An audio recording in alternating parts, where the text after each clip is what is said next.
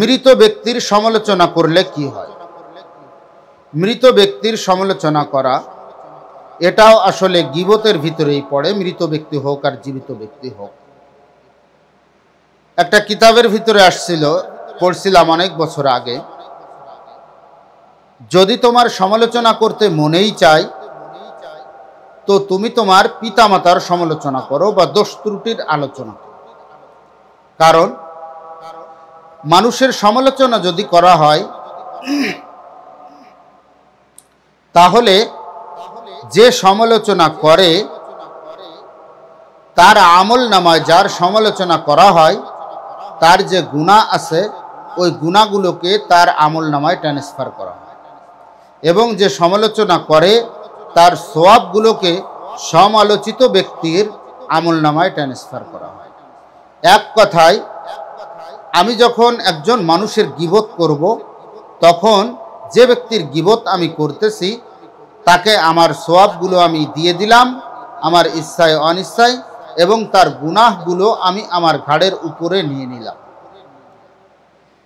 এই জন্য মৃত ব্যক্তির অনেক সময় মৃত ব্যক্তির সমালোচনা করে, মৃত ব্যক্তির জন্য যখন সমালোচনা করে তো সে কবরে বসে বসে ফিরি ফিরি সওয়াব পাইতে থাকে।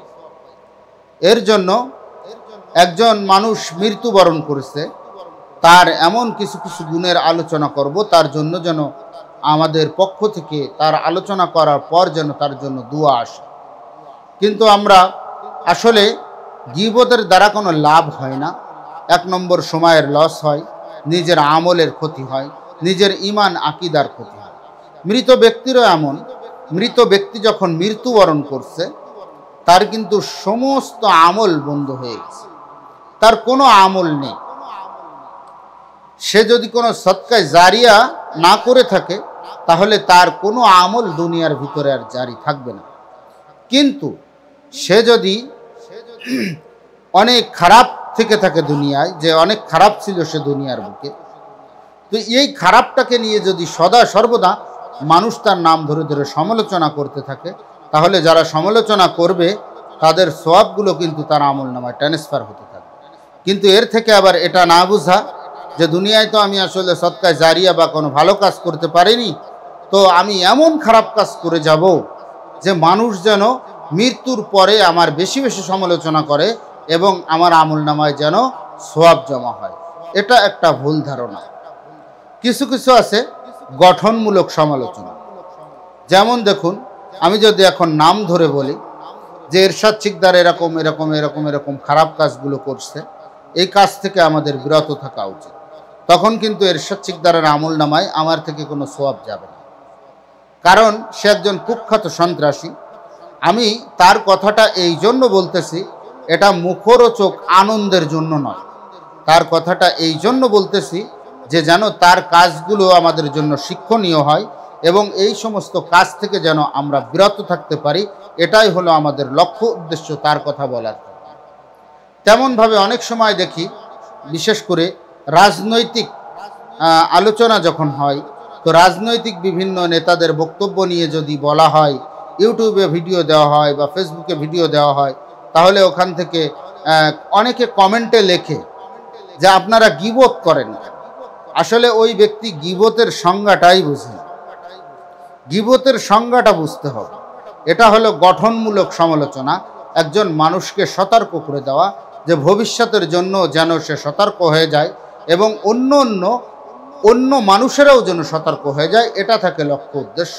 এটা মুখরোচক যে এখানে আলোচনা করলে শান্তি হয় এটার জন্য না।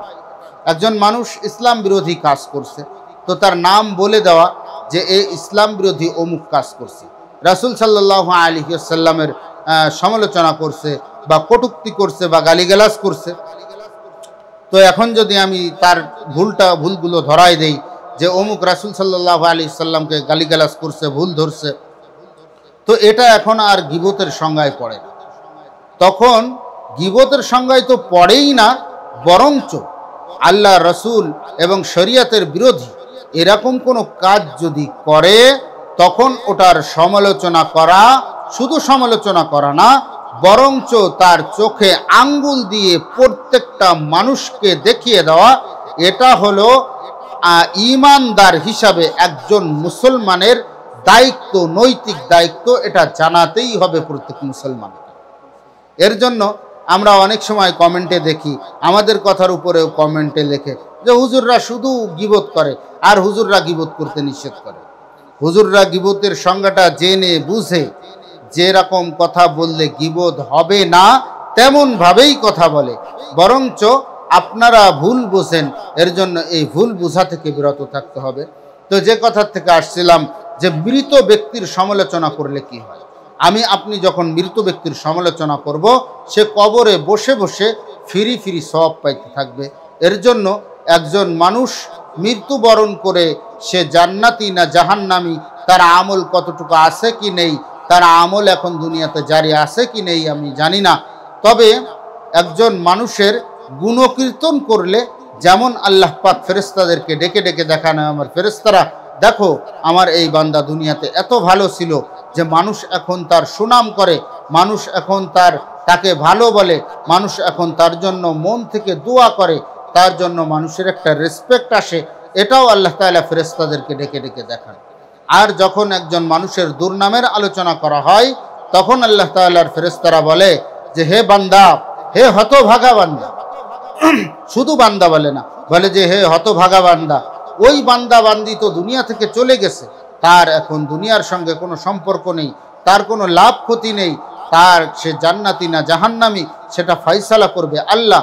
কিন্তু তোমরা কেন তার সমালোচনা করে তোমাদের সওয়াবগুলোকে তার আমলনামায় ট্রান্সফার করতেছো, তার গুনাহগুলো কেন তোমাদের আমলনামায় নিয়ে আসতেছো, এবং তাকে তোমরা আস্তে আস্তে এই খারাপ কাজ করা সত্ত্বেও সে জাহান্নামে যাওয়ার মতন আমল করছে, কিন্তু তোমাদের সমালোচনার কারণে তার আমলনামায় এত সওয়াব হয়ে যাচ্ছে যে সে এখন জান্নাতের হকদার হয়ে যাচ্ছে। এর জন্য একজন মৃত মানুষের আলোচনা, আমি আলোচনা সমালোচনা করতে নিষেধ করতেছি না, আলোচনা সমালোচনা অবশ্যই হবে। তো আলোচনা সমালোচনা এটা মাথায় রেখে করতে হবে। একজন মানুষের ভিতরে যদি 10টা গুণ থাকে, 10টা দোষ থাকে, তো ওই মানুষের ভিতরে 20টা গুণও আছে।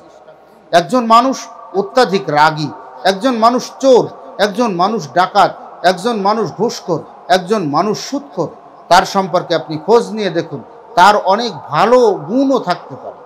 একজন মানুষ খুব রাগী, কিন্তু সে এমন জায়গায় তার রাগগুলোকে সে সব জায়গায় প্রয়োগ করে। কোথায় প্রয়োগ করে? একজন মানুষ তার সামনে একটু উঁচু গলায় কথা বলছে, তো তার রাগটাকে সে প্রকাশ করে, সঙ্গে সঙ্গে তাকে 2-4 ঘা বসিয়ে দেয়। এটা অত্যন্ত খারাপ কাজ। কিন্তু একজন মানুষ খুব রাগী, সে অন্যদিন রাগ কোন জায়গায় দেখালো, যে একজন মানুষ ইসলামকে নিয়ে সমালোচনা করতেছে, আল্লাহকে নিয়ে সমালোচনা করতেছে, রাসূলকে নিয়ে সমালোচনা করতেছে, ইসলামী শরীয়তকে নিয়ে কটূক্তি করতেছে, সেখানেও সে তার রাগটাকে প্রয়োগ করলো। তো সেখানে নিঃসন্দেহে সে বুঝে হোক অবুঝে হোক, ইচ্ছায় হোক অনিচ্ছায় হোক, খুব সুন্দর একটি কাজ করলো, ওই স্থানে সে তার রাগকে প্রয়োগ করলো। এর জন্য আমি 2টা রাগের আলোচনা, এই একটা রাগের আলোচনা যদি আমি করি যে অমুকের সঙ্গে অমুক কথা বলতেছিল, তো একটু উচ্চস্বরে কথা বলা হয়ে গেছে, এর জন্য মারছে, সঙ্গে সঙ্গে ওই ব্যক্তিটার প্রতি আমার ঘৃণা সৃষ্টি হবে। কিন্তু যদি আমি বলি যে অমুক ইসলামের বিরুদ্ধে, নবীর বিরুদ্ধে, আল্লাহর বিরুদ্ধে, উলামা একরামের বিরুদ্ধে এমন খারাপ কথা বলতেছিল, তখন অমুকে এসে তার উত্তম মধ্যম দিছে, তখন কিন্তু তার জন্য ভালোবাসা সৃষ্টি হবে। তো মৃত ব্যক্তির জন্য এই আলোচনা সমালোচনাগুলো করব, যাতে তার জন্য ভালোবাসা সৃষ্টি হয়, তার জন্য অন্তর থেকে দোয়া আসে, এরকম আলোচনা করব। তার জন্য ঘৃণা আসে, নফরত আসে, তার উপরে ঘৃণা সৃষ্টি হয়, এরকম আলোচনা থেকে আমরা সবাই বিরত থাকব। আল্লাহ তাআলা আমাদের সবাইকে তৌফিক দান।